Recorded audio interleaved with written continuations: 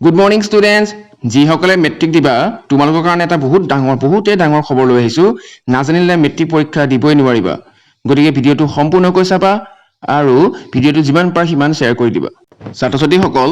Assam state school education board 1 যিটো আগতে সেৱা আছিলে সেইটোৰ ফালৰ পৰা মেট্ৰিকৰ ফৰ্ম ফিল আপ সন্দৰ্ভত এটি গুৰুত্বপূৰ্ণ নটিচ আহিছে আৰু নটিচখনত কোৱা হৈছে যে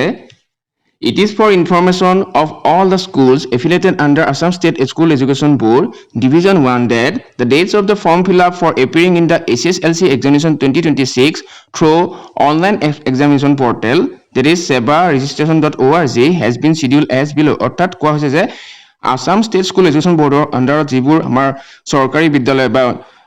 অনুমোদিত বিদ্যালয় আছে তেওঁলোকৰ কাৰণে কিছুমান অনলাইন ফৰ্মৰ ক্ষেত্ৰত কিছুমান গাইডলাইন দিয়া হৈছে বা তাৰিখবোৰ উল্লেখ কৰা হৈছে সেইবোৰ কৈছে যে number 1 online form fill up কেতিয়াবা আৰম্ভ হ'ব 1 ছেপ্টেম্বৰ 2025 ৰ পৰা 4 অক্টোবৰ 2025 লৈ 2 নম্বৰ দিয়া আছে যে last date of online payment or challan generation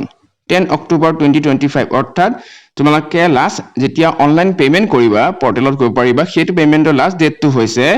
9 October 2025 Third point this is the last date of Salan payment at the SBI Bank 15 October 2025 State Bank or জৰিয়তে বা বেংকৰ জৰিয়তে যেতিয়া চালান পেমেন্ট কৰা হয় তেনেকে কৰা যি ডেট হৈছে হেতু হৈছে 15 অক্টোবৰ 2025 চাৰি নম্বৰ দিছে online check list correction up to 28 October 2025 অৰ্থাৎ এই মুহূৰ্তত কি হয় যেতিয়া তোমালোকৰ যদি কিবা ভুল কৰা হয় অনলাইন এপ্লাই কৰাৰ ক্ষেত্ৰত বা কোনো ধৰণৰ কাৰেকচনৰ প্ৰয়োজনীয়তা হয় তাৰ কাৰণে ডেট দিয়া হৈছে 20 অক্টোবৰ 2025 গতিকে তোমালোকৰ কাৰণে আটাইতকৈ গুৰুত্বপূৰ্ণ বিষয়টো হৈছে যে 1 ছেপ্টেম্বৰ 2025 ৰ পৰা 4 অক্টোবৰ 2025 লৈ তোমালোকৰ অনলাইন ফৰ্ম ফিল আপৰ ডেট দিয়া হৈছে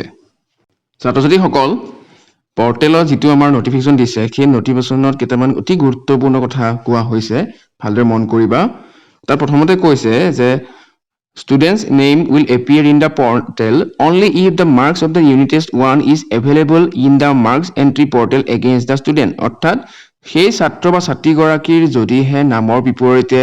তোমালোকৰ যিটো ইউনিট টেষ্ট পৰীক্ষা হৈ গৈছে সেই ইউনিট টেষ্টৰ পৰীক্ষাৰ যদি মাৰ্কছ এন্ট্ৰি কৰা হয় তেতিয়াহে তোমালোকৰ পৰ্টেলত নাম আহিব মনত ৰাখিবা যদিহে তোমালোকে ইউনিট টেষ্টৰ মাৰ্কছ এন্ট্ৰি কৰে তেতিয়াহে তোমালোকে এছএছএলসিৰ ফৰ্ম ফিল আপ কৰিব পাৰিবা গতিকে যদি কিবা কাৰণত কোনোবা ছাত্ৰ ছাত্ৰীয়ে পৰীক্ষা দিব পৰা নাছিলা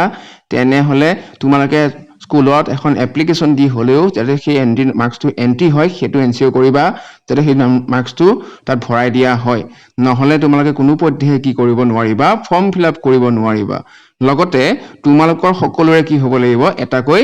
বেংক একাউণ্ট নিশ্চয় আছে আশা কৰিছো সকলোৰে আছে যদি সেই বেংক একাউণ্ট কাৰোবাৰ নাইকিয়া বা কিবা কাৰণ বন্ধ হৈ আছে তেন্তে ইমিডিয়েটলি তোমালোকে কি কৰা একেবাৰে পলম নকৰি বেংক একাউণ্টটো খুলি লবা চালু কৰি লবা যাতে তোমালোকে ফৰ্ম ফিল আপৰ পৰা আঁতৰি থাকিব লগা নহয় কাৰণ বেংক একাউণ্ট লাগিব বুলি ইয়াত ক্লিয়াৰলি কৈছে ইয়াত চোৱা পইণ্টটো দিয়া আছে যে school has to provide the bank account details of each student while filling the form কোনখন ফৰ্ম কথা কৈছে যেতিয়া তোমালোকে ফৰ্ম ফিল আপ কৰিবা তেতিয়া তোমালোকে নিজৰ কি হৈছে বেংক একাউণ্ট নাম্বাৰ দিবই লাগিব ষ্টুডেণ্টৰ বেংক একাউণ্ট নাম্বাৰ কথা কৈছে ইয়াত গাৰ্জেনৰ কথা কোৱা হোৱা নাই ছাত্ৰ ছাত্ৰীসকল তোমালোকৰ যিটো নটিফিকেশন আহিছে তাত তোমালোকৰ ফি ষ্ট্ৰাকচাৰটো অৰ্থাৎ এজন ছাত্ৰ ছাত্ৰীয়ে কেনেদৰে টকা দিব লাগিব বা কি ফি দিব লাগিব কি কথা উল্লেখ কৰা হৈছে এক নম্বৰ কৈছে এক্সামিনেশ্যন ফি হেতু কৈছে 800 টকা